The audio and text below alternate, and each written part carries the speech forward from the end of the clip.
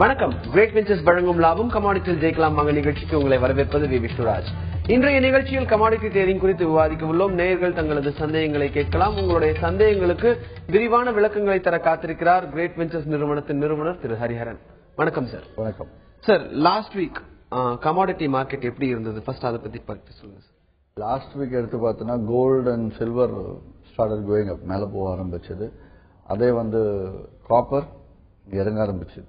இது மேஜர். இந்த ரெண்டு விஷயம் முக்கியம் கவனிக்க வேண்டிய விஷயம். மற்ற பொருட்கள் கச்சா நிலம் மோலஸ் அந்த ரேஞ்சுக்குள்ளே இருந்து 50-60 பாயிண்ட்ஸ் கொஞ்சம் கீழே இறங்கி இருக்கு. பட் கோல்டு சில்வர் இன்னும் மேலே போயிட்டே இருக்கிறதுக்கு காரணம் என்ன அப்படின்னு எடுத்தோம்னா, தொடர்ந்து வரும் உக்ரைன் ரஷ்யா பிரச்சனை தான்.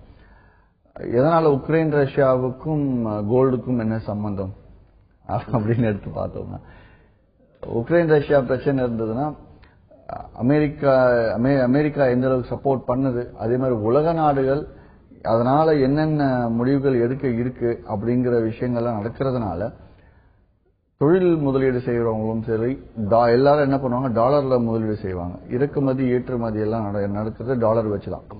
சோ டாலர் என்ன ஆகும், வீக்காக ஆரம்பிக்கும். இந்த பிரச்சனை இருக்குன்னா ஆப்வியஸா யூஎஸ் எக்கானமி பின்புறம் பேக் ஹேண்ட்ல ஏதாவது ஒரு ப்ராப்ளம் வரும். அதனால என்ன ஆகுது, டாலர் வீக்காக ஆரம்பிக்கும். டாலர் வீக்காக ஆரம்பிச்சுன்னா இன்வெஸ்டர்ஸ் என்ன பண்ணுவாங்க, டாலர்ல இருந்து உடனே கோல்டு பண்ணுவாங்க. ஸோ அப்படி வரும்போது கோல்டு டிமாண்ட் கிரியேட் ஆகிறது. And then demand in the sense online, not இதுலதான் கிடையாது, பிசிக்கல் கோல்டு டிமாண்ட்லாம் கிடையாது. இப்ப ஆன்லைன்ல ஏறும் அப்படிங்கறதுனால people starts buying, big investors. சில்வரும் ஆப்வியஸா கோல்ட ஃபாலோ பண்ணும். நம்ம ஆல்ரெடி சொல்லியிருந்தோம், $1365 மேலே 2 நாள் முடிவடைந்தால் மார்க்கெட் மேலும் போகும், மேலே ஏற ஆரம்பிக்கும். 1382 முடிவடைஞ்சிருக்கு. அது மட்டும் இல்லாமல் வெள்ளிக்கிழமை அன்னைக்கு 1389 போயிருக்கு. வியாழன் வெள்ளி தங்கமும் வெள்ளியும் மறுபடியும் யூஎஸ் மார்க்கெட்ல ஏற ஆரம்பிச்சதுக்கு காரணம் என்னன்னா, அமெரிக்காவில் வெளியான 3 தகவல்கள், manufacture index, jobless claim and then unemployment report, இது மூணுமே, ஹோம் சேல்ஸ் இண்டெக்ஸ், இது மூணுமே யூஎஸோட பொருளாதாரம் அகெயின்ஸ்டா இருக்கு, இறங்குற மாதிரி தான் இருக்கு இந்த டேட்டாஸ் எல்லாமே. அதனால மார்க்கெட்டோட டாலர் வீக் ஆகுங்கிறதுனால கோல்டு வெண்ட் அப். நம்மோட கவனிச்சிருக்கலாம், ருப்பியோட வேல்யூ திடீர்னு அன்னைக்கு மட்டும் ஒரு 80 பைசா ஸ்ட்ராங் ஆச்சு. ஸோ இதனால கோல்டு சில்வர் மேல போயிட்டு இருக்கு. பேஸ் மெட்டல்ஸை பொறுத்த வரைக்கும் அகைன் இந்த உக்ரைன் ரஷ்யா பிரச்சனை ஒரு பக்கம் இருந்தாலும் மற்றொரு பக்கம் சைனால பொருளாதாரம் பலகீனமாயிட்டு இருக்கு. அப்படின்னா சைனால பொருளாதாரம் பலகீனம் ஆச்சுன்னா, சைனா தான் காப்பர் அடிப்படை உலோகங்கள் அதிகமா யூஸ் பண்ற சைனா தான். ஸோ சைனீஸ் மார்க்கெட்ல டிமாண்ட் குறையறதுனால பேஸ் மெட்டல்ஸோட பிரைஸ் ஸ்லோவா இறங்க ஆரம்பிச்சிருக்கு. அண்ட் தென் கச்சா எண்ணெய் ஆப்வியஸா உக்ரைன் ரஷ்யா பிரச்சனைக்கு எக்கானமி ஸ்லோ டவுன், டிமாண்ட் குறையும் அப்படிங்கிற எக்ஸ்பெக்டேஷன்லாம் இறங்கிட்டு இருக்கே தவிர எதுவுமே ஆக்சுவல் டிமாண்டோ ஆக்சுவல் இதுவெல்லாம் கிடையாது. பிசிக்கலி டிமாண்டோ இதுவெல்லாம் எக்ஸ்பெக்டேஷன். மார்க்கெட் அதாவது டிமாண்ட் குறையலாம் கூடலாம் எக்ஸ்பெக்டேஷன் தான் மார்க்கெட் மூவ் ஆயிட்டு இருக்கு. அதனால இது நிரந்தரம் இல்லைன்னு சொல்ல வருது. Okay sir. ஒரு காலர் வந்திருக்காங்க சிவகாசியில இருந்து ராஜேஷ். வணக்கம் ராஜேஷ், உங்களுடைய சந்தேகம் என்ன கேளுங்க கமாடிட்டி ட்ரேடிங்ல. சார் வணக்கம். வணக்கம், சொல்லுங்க ராஜேஷ். சார் வணக்கம். வணக்கம் சார், நீங்க இப்ப கிளாஸஸ் போறதெல்லாம் திருச்சி, கோயம்புத்தூர் அப்படின்னே போடுறீங்க. மதுரைங்கிறது ஒரு பெரிய சிட்டி தானே சார்? மதுரையில நான் பெரிய அளவுல ஒரு 6 மாதங்களுக்கு முன்னாடி மதுரை சேம்பர் ஆஃப் காமர்ஸ்லயே பெரிய அளவுல நடத்தி ஒரு 450 பேர் அதற்காக மதுரையில நேரடி கிளையே இருக்கு, பெரிய மண்டல அலுவலகமே இருக்கு. சுகுணா பஸ் ஸ்டாண்ட் ஜங்ஷன்ல எல்ஜி ஷோரூம் கீழே மேல ஒரு 800 ஸ்கொயர் ஃபீட் ஆபீஸே இருக்கு. தாராளமா நீங்க அங்க போயிட்டு முழு விவரத்தையும் கேட்டு தெரிஞ்சுக்கலாம். இருந்தாலும் உங்களுக்கு மதுரையில செமினார்ஸ் இன்னும் அடுத்த 2-3 மாதங்கள்ல வரும்போது நீங்க கவனிச்சுக்கலாம். நன்றி சார். இப்போ உக்ரைன் ரஷ்யா ப்ராப்ளம்ல கிரிமியன்ஸ் அப்படின்னு அந்த உக்ரைன் பகுதி மக்கள் 95% ரஷ்யாவுக்கு தான் சப்போர்ட் அப்படிங்கிற மாதிரி ஓட் போட்டிருக்கிறதா ஒரு தகவல் வந்திருக்கு. இதனால பிரிஷியஸ் மெட்டல்ஸோட ரேட் இன்னும் அதிகமாகிறதுக்கான வாய்ப்புகள் இருக்கு அப்படின்னு சொல்றாங்க. அதை நீங்க எப்படி பார்க்கறீங்க? இன்னும் கோல்டு அப்படின்னு எடுத்துக்கிட்டா அதனுடைய போக்கு எப்படி இருக்கும்? சிம்பிள் விஷயம். அது Ukraine Russia Ukraine supporting or உக்ரைன்ல இருக்கவங்களே ரஷ்யாவுக்கு மூவ் ஆகணும்னு ஓட் போடுறாங்க அப்படின்னு என்னவா இருந்தாலும் அட்லாஸ்ட் கோல்டுக்கு என்ன இம்பாக்ட் நம்ம எடுத்து பார்த்தோம்னா, அங்க என்ன பிரச்சனை இருந்தாலும் டிஸ்டர்பன்ஸ் இருக்க டாலர்ல இன்வெஸ்ட்மெண்ட்ஸ் குறைஞ்சிட்டு தான் போகும். டாலர்ல இல்லைன்னா கோல்டு. வேர்ல்டு எக்கானமி ஏதாவது டிஸ்டர்பன்ஸ் இருந்துச்சுன்னா முதல்ல அஃபெக்ட் ஆக போறது டாலர். டாலர் வீக் ஆகும், கோல்டு வில் கம் அப். இது ரெண்டு தான் மேஜர். டாலர் எத்தனை சதவீதம் டாலர் வீக் ஆகுதோ அத்தனை சதவீதம் கோல்டு ஏறிடுச்சு அப்படின்னா நம்ம இந்திய சந்தையில நம்ம வித்தியாசமே பார்க்க முடியாது. டாலர் 2% வீக்கா இருக்கு, கோல்டு 1% தான் மேல போயிருக்கு அப்படின்னா இங்க நமக்கு 1% தான் மேல போயிருக்கும். That is the difference. But trend is up. யூஎஸ்ல கோல்டு, வேர்ல்ட் மார்க்கெட்ல கோல்டு அப் ட்ரெண்ட், இந்தியன் மார்க்கெட்லயும் கோல்டு அப் ட்ரெண்ட். அதே மாதிரி டெக்னிக்கலாக இதுக்கு எல்லாத்துக்கும் முன்னாடி நம்ம ஒரு சென்ற மாதமே இதே நிகழ்ச்சியில தெளிவா சொல்லிடணும். கோல்டு 1300க்கு மேல 1360க்கு மேல போச்சுன்னா இது ப்ராப்பர் அப் ட்ரெண்ட். ஃபர்ஸ்ட் 1340 சொன்னேன், அதுக்கு அடுத்த ரெசிஸ்டன்ஸ் 1360 சொன்னேன். அதையும் தாண்டி 2 நாள் முடிவடைஞ்சதால் மார்க்கெட் $1400 வரைக்கும் போறதுக்கு வாய்ப்பு இருக்கு. நன்றி. Okay sir. ஒரு காலர் வந்திருக்காங்க கிருஷ்ணகிரியில இருந்து ஹரிஹரன். வணக்கம் ஹரிஹரன், உங்களுடைய சந்தேகம் கேளுங்க சார். நான் இங்க நியர்பை ஒசூர் ஏரியாங்க சார். சொல்லுங்க. நான் இப்போ கமாடிட்டியை பத்தி கொஞ்சம் தெரிஞ்சுக்கணும் சார். இப்போ ஒசூர் ஏரியால புதுசா பிரான்ச் ஓபன் பண்ணி இருக்கிறதா சொல்லியிருந்தாரு ஆல்ரெடி சாரு. ஆனா இது எங்க என்னன்னு ஒன்னும் பேரா எங்களுக்கு தெரியல. இப்ப நேரா அங்க போனா ஃப்ரீ ட்ரைனிங் எல்லாம் கொடுப்பாங்களா இல்ல எந்த மாதிரி? நான் நியூ என்ட்ரி அதை கேட்கலாம் தான் சார் போன் பண்ணேன். கண்டிப்பாங்க. ஓசூர்ல பிரான்ச் இருக்கு. நீங்க தாராளமா கிரேட் வெஞ்சர்ஸ் அலுவல் தொடர்பு கொண்டு டீடைல்ஸ் வாங்கிட்டீங்க அப்படின்னா கண்டிப்பாக அங்க உங்களுக்கு ஒரு பர்சனலா ஒரு 2-3 நாட்கள் பயிற்சி கொடுத்து அதுக்கு அப்புறமாவே ட்ரேடிங் ஸ்டார்ட் பண்ணும். கிரேட் வெஞ்சர்ஸை பொறுத்தவரையில எங்களோட கிளைகள் எல்லா தமிழ்நாட்டில் எல்லா சின்ன சின்ன ஊர்களில் கூட இருக்கு. பிரான்ச்சஸ் முக்கியமான 11 நகரங்கள்ல முக்கிய நகரங்கள்லயே இருக்கு. எங்க போனாலும் 2-3 நாட்கள் நீங்க பயிற்சி எடுத்துட்டு தாராளமா ட்ரேடிங் ஸ்டார்ட் பண்ணலாம். ஏன்னா ஃபர்ஸ்ட் உங்களுக்கு கான்பிடென்ட் வந்ததுக்கு அப்புறம் தான் நீங்க ட்ரேடிங்கே பண்ணுவீங்க. அந்த அளவுக்கு எடுத்துட்டு வந்துருவோம். நன்றி. Okay sir. இப்போ ஜெனரலா இந்த மாதிரி ட்ரேடிங் அக்கவுண்ட் ஓபன் பண்ணணும் அப்படின்னு ஓபன் பண்றாங்க. பண்ணிட்டு ஒரு சிலர் இந்த கேஷ் வாங்குறது அப்படிங்கிற விஷயம் எல்லாம் அது எந்த அளவுக்கு சார்? ஐ மீன் கம்பெனிஸ். ஆமா, செக்ல தான் ஆக்சுவலா அதோட எல்லா டிரான்சாக்ஷன் இருக்கும் அப்படின்றப்போ கேஷ் வாங்கி பண்ணவே கூடாது. கேஷ் அதாவது எந்த நிறுவனமாக இருந்தாலும் சரி, பங்கு சந்தையாக இருந்தாலும் சரி, பொருட்சந்தையாக இருந்தாலும் சரி, இல்ல கமாடிட்டி சந்தையாக இருந்தாலும் சரி, எந்த சந்தையாக இருந்தாலும் நிறுவனங்களுக்கு கேஷை கொடுத்து நீங்க ட்ரேட் பண்ணி ஃபர்ஸ்ட் ஆஃப் ஆல் கேஷே கொடுக்காதீங்க. கேஷ் அலௌடே கிடையாது. நீங்க கேஷ் கொடுத்தா கேஷ் 99% அலௌட். 1% ஏன் அலௌட் அப்படிங்கிறனா சில நேரத்தில் மார்ஜின் ஷார்டேஜ் அதிகமாக இருக்கும், மார்க்கெட் பெரிய அளவில் கிராஷ் ஆகும்போது நீங்க உடனடியாக எடுத்து கொடுத்து உங்க கண்மடை டிடி எடுத்து கொடுத்துருவாங்க. நிறுவனங்கள் கேஷ் எடுத்துக்காது. எங்கேயாவது கொடுத்து ஈவன் கிரேட் வெஞ்சர்ஸோட சேர்த்தா சொல்றேன், எங்கேயாவது நீங்க கேஷ் கொடுத்து அதற்கு ஏமாந்தால் நிறுவனங்களும் பொறுப்பேற்க முடியாது. நம்பர் 1. இரண்டாவது என்ன அப்படின்னு பார்த்தோம்னா, அக்கவுண்ட் நான் ட்ரேடிங் பண்றதுக்கு இவங்களுக்கு நேரம் இருக்காது. என்ன பண்றது, கம்பெனிஸ் கிட்ட கொடுத்து நீங்க ட்ரேட் பண்ணி கொடுங்க அப்படின்வாங்க. அதுவும் இட் இஸ் நாட் அலௌட். அதுவும் எங்கேயுமே, அதாவது நீங்க அப்படி கொடுத்து ட்ரேட் பண்ணா அவங்க பவர் வாங்கிப்பாங்க, அதுக்கப்புறம் அவங்க லாஸ் பண்ணாலும் நீங்க கேட்க முடியாது. பட் இன்னைக்கும் கிரேட் வெஞ்சர்ஸ்ல எடுத்து பாத்தீங்கன்னா அந்த மாதிரி பவர் சைன் பண்ணி பண்றவங்க இருக்காங்க.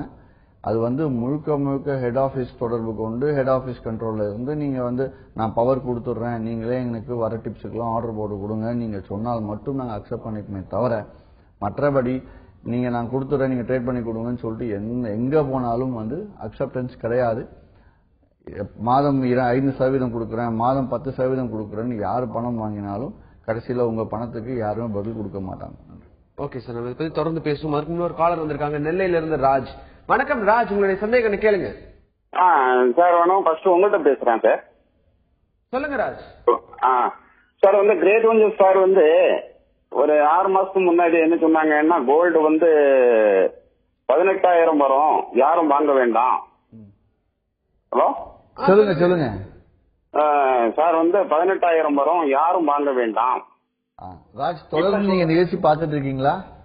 ஆமா, தொடர்ந்து நிகழ்ச்சி பார்த்துட்டு இருக்கேன். டிசம்பர் 31 வரைக்கும் நான் தங்கத்தின் விலை இறங்கும் தான் சொல்லிட்டு இருந்தேன். ஜனவரி முதல் வாரமும் மார்க்கெட் சைட்வே மார்க்கெட்டா இருக்குன்னு தெளிவா சொன்னேன். ஜனவரி 2வது வாரத்துல இருந்து தங்கத்தின் விலை ஏற ஆரம்பிச்சிருச்சு, ட்ரெண்ட் ரிவர்ஸ் ஆகுதுன்னு நான் கிளியரா சொல்லிட்டேன். அதனை அடுத்து இன்னை வரல தங்கத்தின் விலை ஏறும் தான் சொல்லியிருக்கேன். ஆனால் இப்பவும் ஒரு விஷயம் சொல்றேன், டிசம்பர் 31 உலக யுஎஸ் மார்க்கெட்ல என்ன விலையில மார்க்கெட் முடிவடைஞ்சதோ, இந்த வருட இறுதி இந்த 2014 டிசம்பர் 31 எடுத்து பாத்தீங்கன்னா அமெரிக்க சந்தையில் என்ன விலையில முடிவடைஞ்சதோ அதை விட 15% கீழே இறங்கி தான் முடிவடையும். 10% 15% கீழே இறங்கி தான் முடிவடையும். ஆனால் அதற்கு முன்னாடி எவ்வளவு தூரம் மேல போகுது அப்படிங்கறது நம்ம பொறுத்து இருந்து பார்க்க வேண்டிய விஷயம். அப்படி பார்க்கும்போது மார்க்கெட் இப்ப ப்ராப்பர் அப் ட்ரெண்ட், அதாவது 15% இறங்கும் அப்படின்னா ஒரே மாதத்துல இறங்கிடாது, ஏறி தான் இறங்குது. அந்த ஏத்தம் தான் இப்ப நம்ம பார்த்துட்டு இருக்கோம். இறங்கும் அப்படிங்கிறது இந்த வருட இறுதிக்குள்ள கண்டிப்பா திருப்பி டவுன் ட்ரெண்ட் இருக்கும். ஆனால் இப்ப இந்த மாதம் பேட்டர்ன் வந்து ப்ராப்பர் அப் ட்ரெண்ட் பேட்டர்ன்ல போயிட்டு இருக்கு. நான் வந்து கிட்டத்தட்ட 2 மாதமாக சொல்ல ஆரம்பிச்சுட்டேன் இட்ஸ் ப்ராப்பர் அப் ட்ரெண்ட் அப்படின்னு. நன்றி. அந்த டவுன் ட்ரெண்டுமே வந்து 15% அப்படின்னு சொன்னா அது ஒரு கியூமுலேட்டிவான ஒரு இதுதான், டக்குன்னு இறங்குறது. திடீர்னு அப்படி இறங்கினா அடுத்தடுத்து இறங்கிட்டே போச்சுடா என்ன பண்ண. ஓகே சார், ஒரு காலர் வந்திருக்காங்க கரூர்ல இருந்து சம்பத். வணக்கம் சம்பத், உங்களுடைய சந்தேகம் என்ன கமாடிட்டி ட்ரேடிங்ல கேளுங்க. வணக்கம் சார். வணக்கம். வணக்கம் சார், காப்பரோட விலை இறங்கிட்டே போகுங்களா இல்ல திரும்ப ஏறதுக்கான சான்சஸ் இருக்குங்களா சார்? இல்லைங்க, காப்பரோட விலை டவுன் ட்ரெண்ட்ல இருக்கு. லைட்டா மார்க்கெட் ரெக்கவர் ஆகலாம். ஃபார் எக்ஸாம்பிள் இப்ப இன்னைக்கு எடுத்துட்டோம்னா காப்பர் 403.50 காசுல முடிவடைந்திருக்கு வெள்ளிக்கிழமை இன்னைக்கு. இன்னைக்கு 404 ரூபாய் 25 காசுக்கு மேல போச்சுன்னா பை பண்ணுங்க. முதல் டார்கெட் 405.70 வரலாம். இரண்டாவது டார்கெட் 407.90 இருந்தாலும் 407 பக்கம் வந்தாலே வெளியாகிறது நல்லது. இதே வந்து டவுன் சைட்ல 401 ரூபாய் 65 காசு கீழே போச்சுன்னா மட்டும் தான் செல்லிங் போகணும். அப்படி போனால் முதல் டார்கெட் 400 ரூபாய் 55 காசு. 400 பிரேக் பண்ணுச்சுன்னா 397.60 398 வரைக்கும் ஈஸியா போறதுக்கு சான்ஸ் இருக்கு. சோ இன்ட்ராடேல நீங்க பண்ணும்போது லெவல்ஸை பார்த்து பண்ணலாம். ஆல்ரெடி பை பொசிஷன் இருந்து நீங்க கொஞ்சம் சிக்கிட்டு இருக்கீங்க அப்படின்னா ஓரளவுக்கு மேல வரும்போது நீங்க வெளியாகிறது நல்லது. ஏன்னா மார்க்கெட் வந்து அப் ட்ரெண்ட்ல இல்ல, டவுன் ட்ரெண்ட் நோக்கி போயிட்டு இருக்கு. ஓகே சார், இப்போ கிளைண்ட் வந்து ட்ரேடர்ஸ்ட பணம் கொடுத்து அவங்க கிட்ட அந்த பவர் கொடுத்து நீங்க எங்களுக்கு ட்ரேட் பண்ணி கொடுங்க அப்படின்னு சொல்றது வந்து நார்மலா இல்ல, இது வந்து கம்பெனிஸ் வந்து இன்வைட்டே பண்ண மாட்டாங்க. ஓகே, கம்பெனிஸ் நாங்களே வந்து வாங்க நாங்க பண்ணி தரோம்னு சொல்லவே கூடாது. சில கிளைண்ட்ஸ் எனக்கு நேரம் பற்றாக்குறை, நீங்க வந்து வரது எல்லாத்தையும் நீங்க ட்ரேட் பண்ணி கொடுங்க, வர டிப்ஸ் எல்லாத்துக்கும் நான் வந்து லாபமும் நஷ்டமும் நான் பொறுப்பு எடுத்துக்கிறேன்னு சொல்லிட்டு அவங்களா விருப்பப்பட்டு கொடுத்தால் மட்டும், அதுலயும் நாங்க எந்த சதவீதம் கேரண்டி எல்லாம் பண்ணக்கூடாது. இதுல என்ன ஆகுதுன்னா போலி நிறுவனங்கள் நிறைய வெளியேட்டு கொடுங்க, நான் வந்து க்ரூட் ஆயில்ல போட்டு தரேன் மாசம் 10% கொடுக்குறேன், இது கோல்ட்ல போட்டு தரேன் மாசம் 20% போட்டு கொடுக்குறேன், இந்த மாதிரிலாம் பணம் வாங்கிட்டு பணத்தை எடுத்துட்டு ஓடிடுறாங்க. அதுக்காக கேஷும் வாங்குறது உண்டு.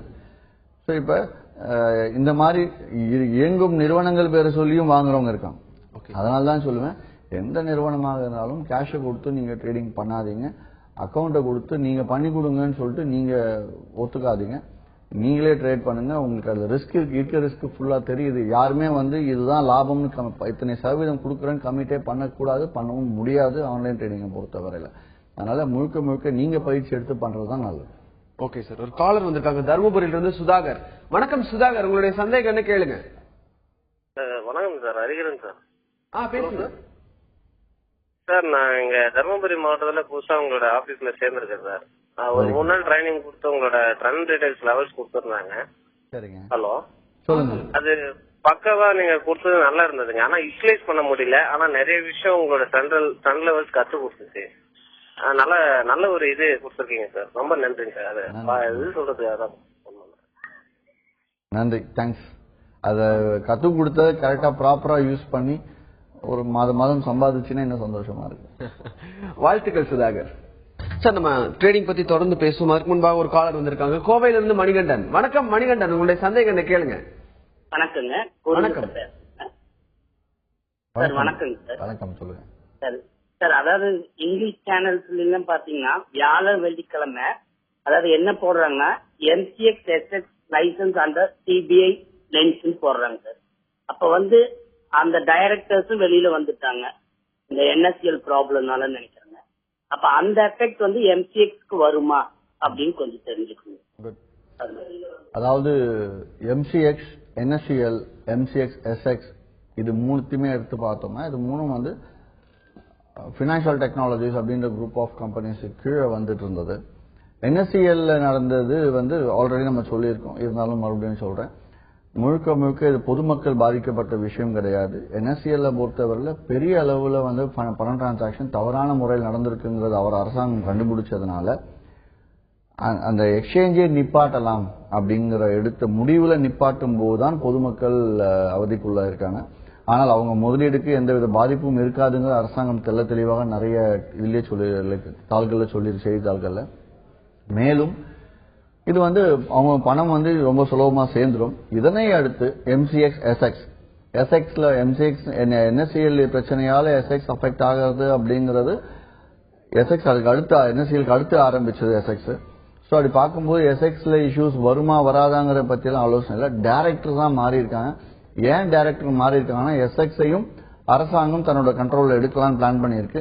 ஆனா எஸ்எக்ஸ் அரசாங்கம் தன்னோட கண்ட்ரோல்ல பிளான் எடுத்தாங்க அப்படின்னா கூட இது நான் ஏற்கனவே நடந்த மாதிரி கேஸ் நடந்து வந்து நான் நிப்பாட்டிடுவோம் இது அப்படின்னு முடியாது. ஏன்னா it's features contract.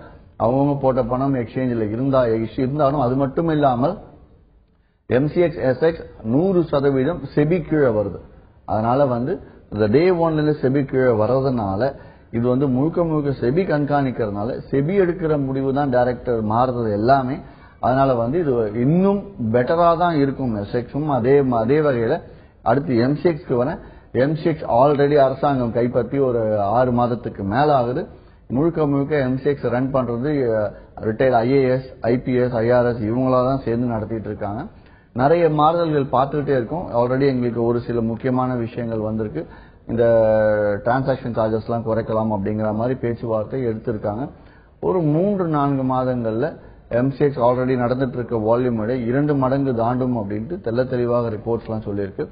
SX MCXையும் MCXோட control பாடி யாருன்னு பாத்தீங்கன்னா FMC ஃபார்வர்ட் மார்க்கெட் கமிஷன். இந்த ஃபார்வர்ட் மார்க்கெட் கமிஷனும் செபியும் ஒன்னு சேர்க்கறதுக்கான வேலைகளும் ஆரம்பிச்சிருச்சு. FMCயும் செபியும் ஒன்னு சேர்ந்தால் என்னென்னலாம் ஆகும் அப்படின்னா இப்போ இன்ட்ராடே ட்ரேட் பண்ணும்போது எக்ஸ்போஷர் நிறைய வாங்குறீங்க இல்லையா, 1 லட்சம் இன்வெஸ்ட் பண்ணிட்டு எனக்கு 2 லட்சத்துக்கு கொடுங்க, 10,000 இன்வெஸ்ட் பண்ணிட்டு 10 லாட் கோல்டு கொடுங்கன்னு சொல்றீங்கல்ல, இந்த விஷயங்கள் எல்லாமே மாறிடும். முழுக்க எவ்வளவு பணம் நீங்க கொடுக்குறீங்களோ அந்த பணத்துக்கு மட்டும்தான் நீங்க எக்ஸ்போஷர் வாங்கி ட்ரேட் பண்ணணும். இல்லைன்னா வந்து நிறுவனங்களுக்கு பெனால்டி அப்படிங்கிற முடிவு எல்லாமே எடுத்துருக்காங்க. இன்னும் ரெஸ்ட்ரிக்டடான ப்ராப்பரான ஒரு already MCX is a professional organisation. இன்னும் அதை தெளிவா எடுத்துட்டு போயிடுவாங்க. அது மட்டும் இல்லாம MCXல NSCLக்கு உள்ளான பிரச்சனைக்குரிய மக்களை MCXல இருந்து ஆல்ரெடி விலைக்கு 6 மாதங்களுக்கு மேல ஆகுது. அதனால எந்தவித பாதிப்பும் இல்லை அப்படின்னு சொல்லுவாங்க. ஓகே, FMCயும் செபியும் சேர்த்துட்டா என்ன ஆகும் அப்படின்றத பத்தி சொன்னீங்க சார். இப்போ இன்னும் ஒரு காலர் வந்திருக்காங்க திருச்சியில இருந்து சிவகாமி. வணக்கம் சிவகாமி, உங்களுடைய சந்தேகம் என்ன கேளுங்க. Hello sir, good morning sir. Good morning. சொல்லுங்க சார். காப்பர் வந்து 400 rupees செல்லிங்ல இருக்கேன் சார். 400. சோ இன்னைக்கு என்ன செய்யலாம்னு ஒரு ஐடியா சொல்லுங்க சார். 400 செல்லிங்ல இருக்கீங்க. 401 ரூபாய் 65 காசு கீழே மார்க்கெட். இன்னைக்கு டே மார்க்கெட் கிடையாது. ஈவினிங் 5 மணிக்கு தான் US மார்க்கெட். இது ஹோலி பண்டிகை அப்படிங்கறதுனால சோ நீங்க 401 ரூபாய் 65 காசுக்கு கீழே காப்பர் ட்ரேட் ஆக ஆரம்பிச்சதுன்னா அந்த ஷார்ட்டை ஹோல்ட் பண்ணி 400 ரூபாய் 55 காசு ஃபர்ஸ்ட் டார்கெட்டா வருது. சோ நீங்க என்ன பண்ணலாம், 400 ரூபாய்க்கு 400 ஷார்ட் போயிருக்கீங்க. ஓரளவு 400 ரூபாய் 55 காசு வந்தா கூட 50 காசு நஷ்டத்துல வெளியாகிறது நல்லது. நான் மீண்டும் சொல்லிட்டு இருக்கேன், கேரி ஃபார்வர்ட் பண்ணாதீங்க. அன்னைக்கு வாங்க அன்னைக்கு வித்துருங்கன்னு சொல்லுவோம். அது மட்டும் இல்லாமல் ஒரு வாரம் விட்டு சனி ஞாயிறு கடந்து அடுத்த வாரம் ட்ரேட் பண்றதுங்கிறது ரொம்ப தவறான ஒரு விஷயம். வார இறுதியில என்ன டெசிஷன்ஸ் வேணாலும் எடுக்கலாம். அதனால வந்து இந்த டெய்லி ட்ரேடிங்கே முடிச்சிருங்க அப்படின்ற பட்சத்துல நீங்க வாரத்துக்கும் கேரி ஃபார்வர்ட் பண்றது தவறான ஒரு டிசிப்ளின் செய்யாதீங்க. ஓகே சார், ஒரு காலர் வந்திருக்காங்க சென்னையில இருந்து அயூப். வணக்கம் அயூப், உங்களுடைய சந்தேகம் என்ன கேளுங்க கமாடிட்டி ட்ரேடிங்ல. சார் காலை வாழ்த்துக்கள் அதிகம் சார். நல்லா இருக்கீங்களா? சொல்லுங்க. நல்ல சார். சார் நான் வியாழக்கிழமை ஒரு 3 கேள்வி கேட்டிருந்தேன் சார். 2 தான் ப்ராப்பரா சொல்லுங்க, 3rd சொல்லல. என்ன கேள்வின்னா எனக்கு என்ன கேட்டிருந்தேன்னா, சில்வர் கோல்டு வந்து மேல ஏறும்போது மெட்டல் ஐட்டம் வந்து கீழே வருது. அதே மாதிரி சில்வர் கோல்டு வந்து கீழே இருந்துச்சுன்னா மெட்டல் ஐட்டம் வந்து மேல வருது. இது வந்து நான் ஒரு நாள்ல பார்த்து சொல்லல, நான் சொன்னேன் இல்லையா, ஒரு விஷயமா ட்ரேட் பண்ணேன். இல்ல மறுபடியும் கேளுங்க. பேப்பர் ட்ரேட் பண்ணிட்டு இருக்கேன் சைட்ல. ட்ரேட் பண்ணிட்டு இருக்கும்போது 1 ஹவருக்கு என்னென்ன போயிட்டு இருக்கு சார் எழுதி வச்சு பண்ணிட்டு இருக்கேன். அது பண்ணிட்டு இருக்கும்போது நான் பார்க்கும்போது என்ன அப்சர்வ் பண்ணேன்னா, இது வந்து இதை பாக்குறேன், சில்வரும் கோல்டு வந்து மேலே ஏறும்போது மெட்டல் வந்து கீழே இருந்தது. இது என்ன ரீசன் சொல்லுவோம். 2வது வந்து இப்போ அந்த சைனீஸ் மார்க்கெட் வந்து மார்னிங்ல 8:40 க்ளோஸ் ஆகுது பாத்தீங்களா, அந்த நிக்கி நெசாட்டோ இதெல்லாம். அப்ப வந்து இத்தனை செல்ஸ் தராங்க. அந்த ஒரு ட்ரெண்ட் வந்து அதை பார்த்து வந்து மார்க்கெட்ல என்செல்ஸ் வந்து என்ன எஃபெக்ட் ஆகுமா, இவ்வளவு பையா செல்ல வாய்ப்பு இருக்கா. 2வது நம்ம நிப்டி ஈவினிங் மார்க்கெட் க்ளோஸ் ஆகுது, நிப்டி சென்செக்ஸ், அதுல வந்து அதனுடைய பிளஸ் மைனஸ் இருக்குங்களா, அதை பார்த்து நம்ம ஈவினிங் ட்ரேட் மார்க்கெட் சேஞ்ச் ஆக வாய்ப்பு இருக்குங்களா. நான் அதோட ஃபாலோ பண்ணிட்டு இருக்கேன். கொஞ்சம் சேஞ்சஸ் வருது மார்னிங்ல. லைக் அந்த டவ் எல்லாம் வந்து பிளஸ் பை இருக்கு அப்படின்னா நீங்க மார்க்கெட் செல்ல போகுது. ஸோ இதெல்லாம் வந்து கொஞ்சம் ரொம்ப டீப்பா உள்ள போனா இன்னும் ஜெயிக்க முடியுமா? நான் ஒரு வருஷமா ட்ரேட் பண்ணிட்டு 20 lakhs வந்து லாஸ் ஆயிட்ட பிறகு இன்னைக்கு வந்து ஒரு 10,000 வந்து ஒரு நாளைக்கு 5,000 ஏன் பண்ணலாங்கிற ஒரு மெச்சூரிட்டிக்கு வந்திருக்கேன். உங்களுடைய கேள்வியை நீங்க சுருக்கமா கேளுங்க, என்னங்கறத தெளிவா சொல்லுங்க, சுருக்கமா சொல்லுங்க. என்ன புரியல உங்களுக்கு? ஐயோ, உங்களுடைய கேள்வியை நீங்க சுருக்கமா சொல்லுங்க. ஓகே, காலர் கட் ஆயிடுச்சு. அதாவது அவர் கேட்டதுல நான் புரிஞ்சுக்கிட்டது பதில் சொல்றேன். கோல்டு சில்வர் ஏறும் போது மெட்டல்ஸ் கீழே வருது, கோல்டு சில்வர் இறங்கும் போது மெட்டல்ஸ் மேல போகுது அப்படின்னு சொன்னீங்க. அதுக்கு ஃபர்ஸ்ட் என்னன்னு சொல்லிடுறேன். அடுத்து நீங்க கேட்ட கேள்வி என்னன்னா,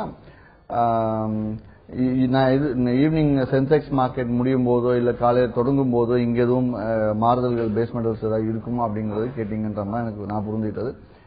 முதல் கேள்விக்கு சொல்றேன், கோல்டும் அதாவது கோல்டு சில்வர் ஏறுச்சு அப்படின்னா பேஸ் மெட்டல்ஸ் இறங்கும், கோல்டு சில்வர் இறங்குச்சுன்னா பேஸ் மெட்டல்ஸ் ஏறும் அப்படிங்கறதும் இருக்கு. அதுக்கு ஒரு காரணம். இரண்டுமே சேர்ந்து ஏறும், இரண்டுமே சேர்ந்து இறங்கும் அப்படிங்கறதுக்கும் காரணம் இருக்கு. இது என்ன மாதிரி செய்திகள் வெளியாகுதுன்றதை வச்சுதான் நான் இதுக்காக தான் செய்தியை பார்க்கறது இல்லை. முழுக்க டெக்னிக்கல்ஸ் எடுத்து பாருங்க அப்படின்னு செய்திகள் எடுத்தோம்னா ஒரு 100 செய்தியை வச்சு ஒவ்வொரு நொடிக்கும் அதை ஃபாலோ பண்ணிட்டே போயிட்டு இருக்கிறது முடியாத ஒரு விஷயம். ஸோ அதுக்கு என்ன சொல்ற, இது காரணம் என்னன்னா பொருளாதாரம், அதாவது உலக பொருளாதாரம் சரியில்லை அப்படின்னா என்ன ஆகும்? அடிப்படை உலோகங்களுக்கான தேவைப்பாடுகள் குறையும், அடிப்படை உலோகங்கள் குறையும், விலை குறையும். அப்ப உலக பொருளாதாரம் சரியில்லை அப்படின்னா டாலர் சரி இல்லாம போகும். கண்டிப்பா டாலர் சரியில்லை அப்படின்னா இன்வெஸ்டர்ஸ் என்ன பண்ணுவாங்க, டாலர்ல இருக்க முதலீடுகளை எடுத்து தங்கத்துக்கும் வெள்ளிக்கும் மாறும்போது தங்கத்தின் விலை ஏறும். இங்க பொருளாதாரம் சரியில்லைங்கிறதுனால அடிப்படை உலோகங்கள் தேவைப்பாடுகள் குறையறதுனால இதனோட விலை குறையும். இது ஒரு கேட்டகரி. நெக்ஸ்ட் கேட்டகரி எடுத்தோம் அப்படின்னா ரெண்டுமே அசோஷியல் ஒழுங்கா போயிட்டு எதுவும் பெரிய டிஸ்டர்பன்ஸ் இல்லை வேர்ல்டு மார்க்கெட்ல. ஆனால் திடீர்னு ருப்பி ஸ்ட்ராங் ஆகுது அப்படின்னும் போது இங்க வந்து ருப்பி வீக் ஆகுது அப்படின்னா இங்க வந்து என்ன ஆகும், எல்லா கமாடிட்டி கோல்டு சில்வர் காப்பர் எல்லாத்தோட விலையும் ஏறும். ருப்பி ஸ்ட்ராங் ஆகுதுன்னா எல்லாத்தோட விலையும் குறையும். சோ இந்த மாதிரி எல்லா செய்திகளும் கலந்து பார்த்தா தான் நமக்கு தெரியும். ஓகே சார், நம்ம தொடர்ந்து பேசுவோம். ஒரு காலர் வந்திருக்காங்க நெல்லையில இருந்து ரோஷன். வணக்கம் ரோஷன், கமாடிட்டி ட்ரேடிங்ல உங்க சந்தேகம் என்ன கேளுங்க. வணக்கம் சார். வணக்கம், ஹரியன் சார் பேசணும். பேசுங்க. வணக்கம் வணக்கம் சார். ஆக்சுவலி ஓடின் பிளாட்ஃபார்ம் எல்லாரும் இப்ப நம்ம எல்லாருமே ஓடின் பிளாட்ஃபார்ம் தான் யூஸ் பண்ணிட்டு இருக்கிறோம். சில பேர் நெஸ்ட் யூஸ் பண்றாங்க. ஆக்சுவலி ஏன் வந்து MT5 பிளாட்ஃபார்ம் வந்து கொடுக்க மாட்டாங்க? ஏன்னா அதுவும் வந்து ஒரே பையன் மட்டும் தான் போட முடியும், அட் டைம் செல் வந்து போட முடியாது. சோ அந்த ப்ரூவன் பிளாட்ஃபார்ம் தானே MT5. அதை கொடுத்தீங்கன்னா நிறைய பேருக்கு லாபகரமா ட்ரேட் பண்ணுவாங்க. இப்ப ஓடின்ல வந்து ஒரு பை ஆர்டரோ ஒரு ஸ்டாப் லாஸோ ஒரு டார்கெட்டோ ஏதோ ஒண்ணு நம்ம போடுறோம்னா 3 ஆர்டர் போடும்போது ஒன்னு ஸ்டாப் லாஸ் போட்டுக்க நேரத்துல ஒருவேளை டார்கெட்டை க்ளோஸ் பண்ண விட்டாலோ இந்த மாதிரி க்ளோசர்ஸ் ப்ராப்ளம்ல உங்களுக்கு வந்து நிறைய லாஸ் வந்து நிறைய பேர் பண்றாங்க. சோ இதை தடுக்கிறதுக்கு MT5 பிளாட்ஃபார்ம் எதுக்கு வேண்டிய ஓடிஎன் சாஃப்ட்வேர் வந்து அதாவது FMC ஆலையும் MCX ஆலையும் அங்கீகரிக்கப்பட்ட சாஃப்ட்வேர். MT5 அப்படிங்கிறது இன்னும் MCX வந்து அங்கீகரிக்கப்படலை. அங்கீகரிக்கப்பட்டால் அதை வேணா நம்ம வாங்கி பண்றதுக்கு யோசிக்கலாம். நன்றி. ஓகே சார், இவ்வளவு நேரம் கமாடிட்டி ட்ரேடிங் குறித்த விளக்கங்கள் கொடுத்தீங்க சார். உங்க தகவல்களுக்கு நன்றி. நன்றி, வணக்கம். கிரேட் வெஞ்சர்ஸ் வழங்கும் லாபம் கமாடிட்டியில் ஜெயிக்கலாம் வாங்க நிகழ்ச்சி தொடர்ந்து நிறைவடைந்தது. இணைந்திருங்கள் தந்தி டிவியுடன்.